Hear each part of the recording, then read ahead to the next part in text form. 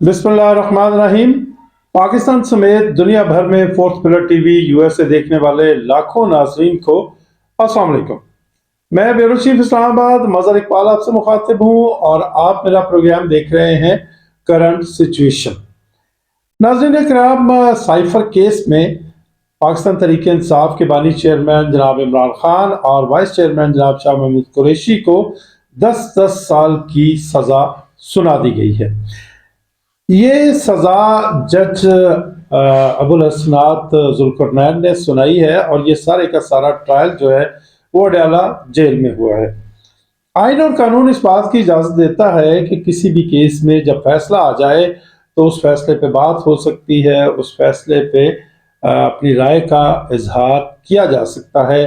ये कहा जा सकता है कि आया ये फैसला ठीक है, आया ये फैसला गलत है, आया इस फैसले ने आइन और कानून के तकाजे पूरे किए हैं, आया इस फैसले ने आइन और कानून के तकाजे पूरे नहीं किए, आने वाले दिनों में इस फैसले के क्या असरात मुरतब होंगे। सो आइन और कानून के की तरफ से दिए गए इसी इख्तियार, इसी हक के पेश नज़र हम आज इस फैसले पे बात करते हैं। बदकिस्मती से ये एक ऐसा फैसला है जो मंजर आम पे आने से बहुत पहले मार्केट में दस्तयाब था। पाकिस्तान के तूल अर्ज में नहीं बल्कि दुनिया भर में बसने वाले पाकिस्तानियों को, और वो लोग जो पाकिस्तानी तो नहीं है लेकिन पाकिस्तान के मामलात में उनकी दिलचस्पी है, वो ये जानते थे कि फैसला क्या आ रहा है। फैसला तो 10 साल की सजा का आया, लेकिन लोग जो हैं वो ये कह रहे थे, ये समझ रहे थे कि शायद इमरान खान को उम्र कैद की सजा हो जाएगी या फिर इससे आगे खुदा न खास्ता इमरान खान को सजाए मौत हो जाएगी। अच्छा हुआ कि उम्र कैद तक बात नहीं गई और सजाए मौत तक बात नहीं गई, लेकिन ये ज़रूर कहा जा सकता है कि पाकिस्तान तहरीक इंसाफ से बल्ले का इंतखाबी निशान छीनने से लेके इमरान खान को साइफर केस में सज़ा सुनाने तक तमाम फैसले वो किए गए हैं जिनमें बड़ा झोल है। जो इंडिपेंडेंट आइनी और कानूनी माहिरीन हैं वो ये समझ रहे हैं कि इमरान खान को इंतकाम का निशाना बनाया जा रहा है, और जो लोग थोड़ा सा गुस्से में हैं वो ये कहते हैं कि साइफर केस में दिया गया फैसला बिलाखिर तारीख के कूड़ादान का रिस्क बनेगा। यानी इससे पहले भी जो फैसले इमरान खान या उनकी पार्टी के खिलाफ सुनाए गए वो तारीख के कूड़ादान का रिस्क बने हैं, और उसी तरह ये फैसला भी बनेगा। लोग बहुत सी मिसालें भी देते हैं, जैसे 9 मई की बात है तो कहा यह जा रहा है कि 9 मई बिलाशुबा नहीं होना चाहिए था, पाकिस्तान की तनसीबात पर हमले नहीं होने चाहिए थे, अगर जिन्होंने किए हैं उन्होंने बहुत गलत किया। लेकिन ये क्या हुआ कि अभी तक किसी भी शख्स को 9 मई के मुकदमात में, 9 मई के मामलात में सजा नहीं दी जा सकी। हालांकि दावा ये किया गया था, ऐलान ये किया गया था कि बड़े ठोस शवाहिद मौजूद है उन लोगों के खिलाफ जिन्होंने के 9 मई किया है, यानी जिन्होंने पाकिस्तान की तनसीबात पर हमले किए हैं। ये इतना डिले क्यों हुआ, क्या इसकी वजूहात थी? आने वाले वक्त में बातचीत इस पे होती रहेगी, बातचीत हो भी रही है, लेकिन बड़ी अनफॉर्चुनेट बात है कि पाकिस्तान की सियासी तारीख जो है वो इस किस्म के फैसलों से भरी पड़ी है। और आज 21वीं सदी के ऐन चौराहे पे हम एक ऐसे दौर से गुजर रहे हैं कि हमें माजी में होने वाले गलत फैसलों को सही करने के लिए उनकी दोबारा समाअत करना पड़ रही है। मसलन आप देखें कि सुप्रीम कोर्ट ऑफ पाकिस्तान में आजकल पाकिस्तान के पहले मुंतखब वज़ीर आज़म जनाब जुल्फ़िकार अली भुट्टो को फांसी देने का जो मुकदमा था उसकी समाअत हो रही है। आसिफ अली जरदारी जो पाकिस्तान के सदर थे, पाकिस्तान पीपल्स पार्टी के शरीक चेयरमैन हैं, उन्होंने 2011 में ये एक रेफरेंस फाइल किया था सुप्रीम कोर्ट ऑफ पाकिस्तान में, और एक तवील अरसे के बाद 2023 में सुप्रीम कोर्ट ऑफ पाकिस्तान ने जुल्फ़िकार अली भुट्टो केस की असर नौ समाअत जो है वो शुरू की। اب جو نظر آ رہا ہے وہ یہ نظر آ رہا ہے کہ کسی بھی طور پہ اس سماعت کا نتیجہ یہ نہیں نکلے گا کہ ذوالفقار علی بھٹو کو سزا ٹھیک ہوئی تھی، اور دوسری صورت یہ ہو سکتی ہے کہ سپریم کورٹ آف پاکستان یہ کہہ دے کہ ذوالفقار علی بھٹو کا عدالتی قتل کیا گیا تھا۔ ذوالفقار علی بھٹو تو تھوڑی پرانی بات ہو گئی، بلکہ کافی پرانی بات ہو گئی۔ ہم نے دیکھا کہ پاکستان کے 3 دفعہ وزیر اعظم رہنے والے جناب میاں محمد نواز شریف صاحب کو ماضی میں پاکستان کی اعلیٰ ترین عدالتوں نے جو سزا دی تھی، اس سزا کو ہم نے کالعدم ہوتے دیکھا، اس کو ہوا میں اڑتے دیکھا، اس کو فارغ ہوتے دیکھا۔ میاں صاحب کو نائل کیا گیا، ان کے اور جو معاملات ہیں ان میں ان کو خاصی سخت سزائیں دی گئی، لیکن پھر ہم نے یہ بھی دیکھا کہ میاں صاحب جو ہیں وہ واپس آئے، اور ایئرپورٹ کے اوپر پاکستان کا سارا جو نظام ہے ان کا استقبال کرنے کے لیے موجود تھا، اور یوں چٹکیوں میں میاں نواز شریف صاحب کی سزائیں بھی ختم ہو گئی، ان کے جرمانے بھی ختم ہو گئے، اور ان کو الیکشن لڑنے کی اجازت بھی مل گئی۔ اور اب یہ کہا جا رہا ہے کہ میاں نواز شریف صاحب جو ہیں وہ ملک کے وزیر اعظم ہوں گے یا نہیں ہوں گے، یہ ایک علیحدہ بحث ہے، علیحدہ بات ہے۔ کچھ منصوبے انسان بناتا ہے، اور منصوبے اوپر اللہ رب العالمین بھی بنا رہے ہوتے ہیں، اور بلا شبہ کام وہی منصوبے کرتے ہیں جو اللہ رب العالمین نے بنا رکھے ہوتے ہیں۔ لیکن جو بات میں اسٹیبلش کرنے جا رہا ہوں جو بات میں، وہ یہ ہے کہ ماضی میں جو غلط فیصلے ہوئے پاکستان کی عدالتوں سے، ان کو آج ٹھیک کرنے کی کوشش کی جا رہی ہے، اور شاید کیا بھی جا رہا ہے، بلکہ یقیناً کیا جا رہا ہے۔ تو کیا ہم یہ سمجھ لیں کہ آج جو فیصلے ہو رہے ہیں، اور جن کو پاکستان کی اکثریت، پاکستان میں آئین اور قانون کی سمجھ بوجھ رکھنے والوں کی اکثریت جن عدالتی فیصلوں کو آج غلط کہہ رہی ہے، کل انہی فیصلوں کو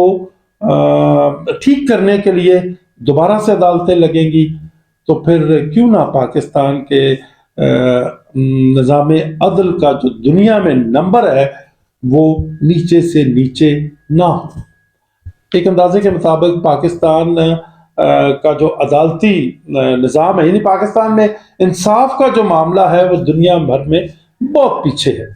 بہت پیچھے ہے۔ عام آدمی جو ہے وہ تو تصور بھی نہیں کر سکتا اتنی تیزی سے انصاف لینے کا۔ نسلیں بیت جاتی ہیں،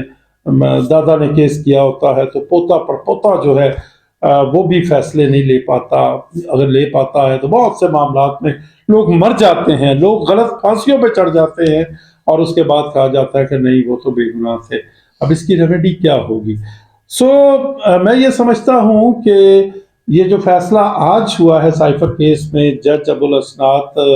ذوالقرنین نے دیا ہے عمران خان اور شاہ محمود قریشی کو 10 سال کی سزا دینے کا، اس نے اصل میں پاکستان کے عدالتی نظام کو ایک مشکل میں ڈال دیا ہے۔ پاکستان کی وہ شخصیات جو آج انصاف کرنے کی ذمہ دار ہیں، ان کو مشکل میں ڈال دیا ہے کہ جب اپیلیں ہوں گی، ڈیفینیٹلی اس فیصلے کے خلاف اپیل ہوگی، پہلے اسلام آباد ہائی کورٹ میں ہوگی، اور اس کے بعد اگر ضرورت پڑی تو سپریم کورٹ آف پاکستان تک اس کی اپیل جائے گی، اور پھر اپیلیں سننے والوں کے لیے یہ ایک ٹاسک ہوگا کہ وہ کس طرح سے پاکستان کے نظام عدل پہ عام آدمی کا جو اعتماد ہے اس کو بحال کرے۔ آج اگر سچی بات کی جائے تو پاکستان کے نظام عدل پہ لوگوں کا کچھ زیادہ اعتماد رہ نہیں گیا، اور رہ بھی کیسے جاتا؟ جس طرح میں نے آپ سے عرض کیا کہ 40 سال پہلے جو قتل کے مقدمے میں، ایک مبینہ قتل کے مقدمے میں ذوالفقار علی بھٹو کو سزا دی گئی تھی، وہ آج کی سپریم کورٹ اس کو دوبارہ سماعت کر رہی ہے، اور میاں نواز شریف صاحب کو جو سزا دی گئی تھی، ان کو نائل کیا گیا تھا، اس کو آج کالعدم قرار دے دیا گیا ہے، وہ سزائیں ختم کر دی گئی ہیں۔ تو لوگ یہ سمجھنے میں حق بجانب ہیں کہ کیا پاکستان کا جو نظام عدل ہے وہ دہائیوں پیچھے ہے؟ یعنی جو فیصلے 40-50 سال پہلے آ جانے چاہیے تھے انصاف کے مطابق، ان کو انصاف کے مطابق کرنے کے لیے، انصاف کے سانچے میں ڈالنے کے لیے آج 40-50 سال کے بعد پاکستان کی جو جوڈیشری ہے اس کو دوبارہ سے ان کی سماعت کرنا پڑ رہی ہے۔ بہرحال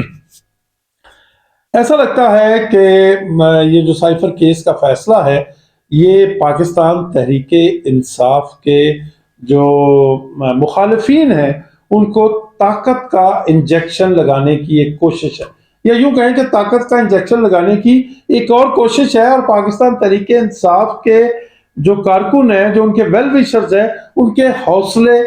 توڑنے کی ایک کوشش ہے۔ لیکن سوال یہ پیدا ہوتا ہے کہ کیا پاکستان تحریک انصاف کے جو سیاسی مخالفین ہیں ان کو طاقت کا انجیکشن لگا دیا گیا ہے، یا اس انجیکشن سے ان کو طاقت مل سکے گی؟ تو ایسا لگتا نہیں ہے، ایسا بالکل نہیں لگتا، کیونکہ 21 اکتوبر سے لے کے آج تک، یعنی 21 اکتوبر جب میاں نواز شریف صاحب پاکستان تشریف آئے تھے، اور ڈیفینیٹلی وہ اپنے ذہن میں یہ سوچ کے آئے تھے کہ وہ پاکستان آئیں گے اور پورا پاکستان جو ہے وہ ان کے پیچھے لگ جائے گا، وہ پاکستان کے ہیرو بن جائیں گے اور مقبولیت کی معراج پہ پہنچے ہوں گے۔ ایسا کچھ ہوا نہیں ہے۔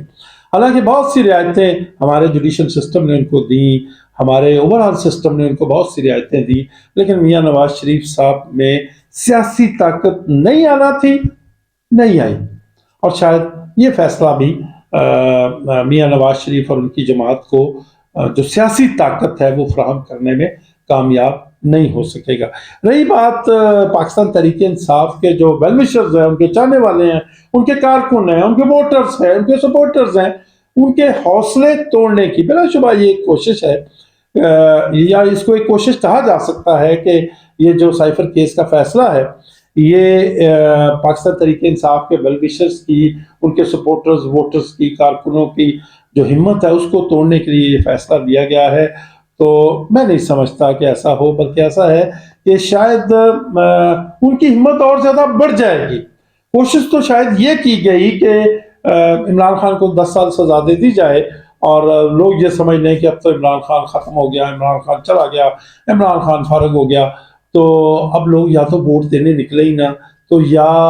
وہ ووٹ دینے تو نکلیں لیکن کسی اور پولیٹیکل پارٹی کو ووٹ دے دیں۔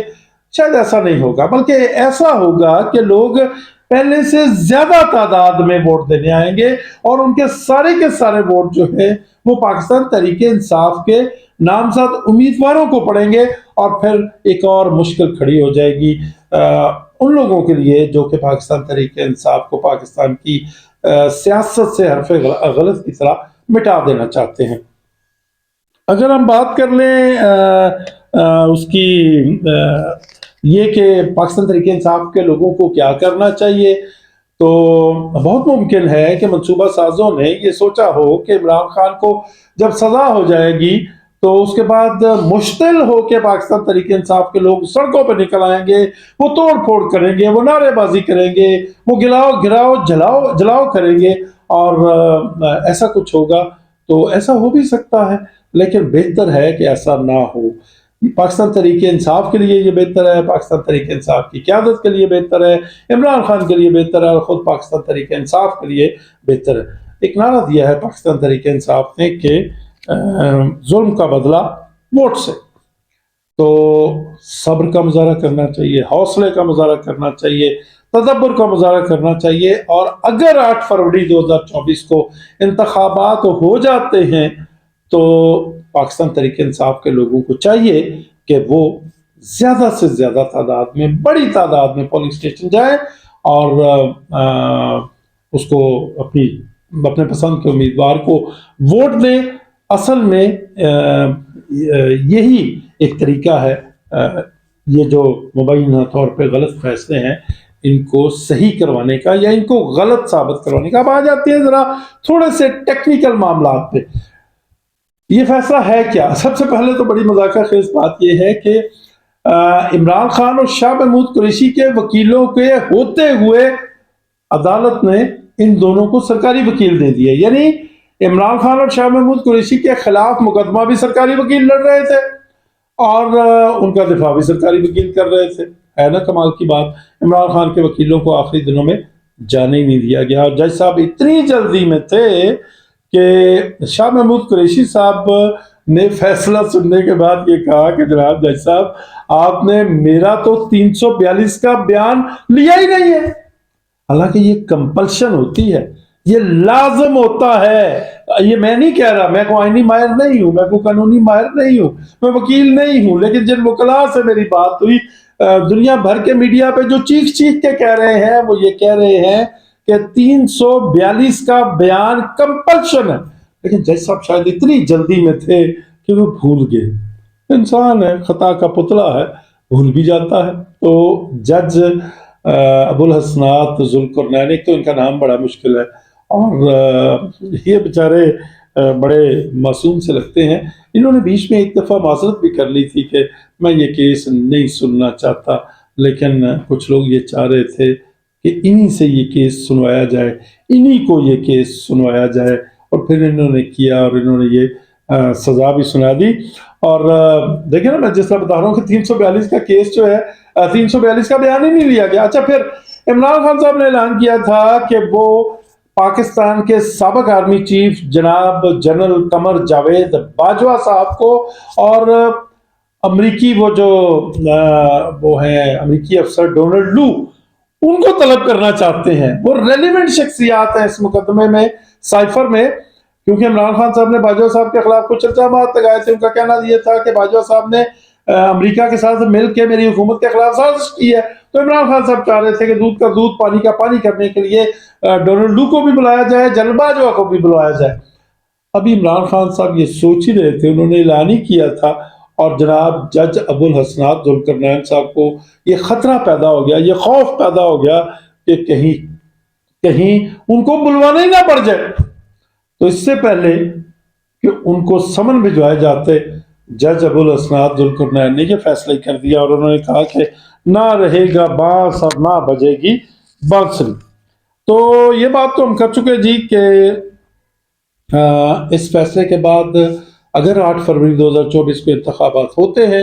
تو اس کا انتخابات میں جو ٹرن آؤٹ ہے وہ کم ہونے کی بجائے بڑھے گا، اور جب ٹرن آؤٹ بڑھتا ہے تو پھر جو